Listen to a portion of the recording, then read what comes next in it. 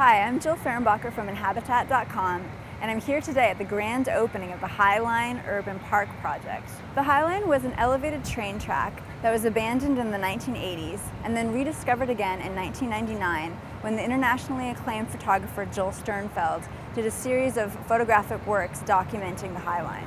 In the last 5 years, it's been redesigned and it's now this beautiful urban park. I think it was Friends of the HIghline brilliantly having Joel Sternfeld up here photograph those magnificent photographs, had everybody fall in love with it as a park. What we saw on the HIghline before it was renovated was a wild, rambling, dynamic landscape.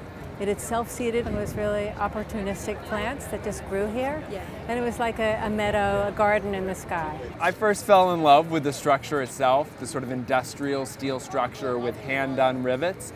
But, and then I came up here and it was 1.5 miles of wildflowers and green. The original idea 4 years ago was that this paving would literally just sit on the original ballast and it would just bleed and blend with the existing landscape.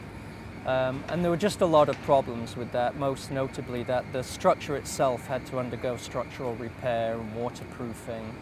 So everything had to be scraped up. We wanted a system that the plants were trying to force their way back into. So we wanted to really kind of enhance that tension of the jungle destroying civilization, of these simple, beautiful plants really being able to come in and take down architecture. Probably one of the biggest features is the idea of the paving, which is designed to crack open and allow the plants to come through.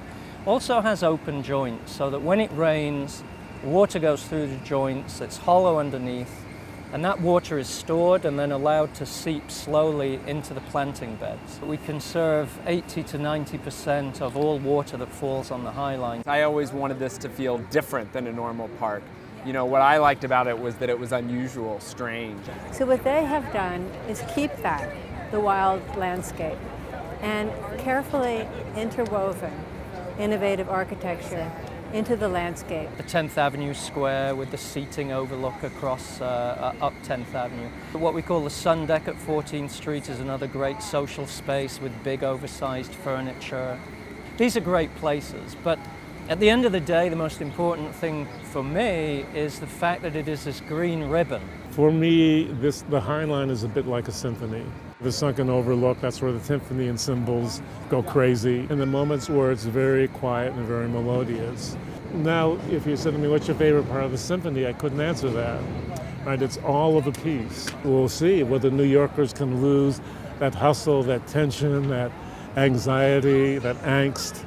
Right? There's a different hustle and pace there, and hopefully this will change it, being up here.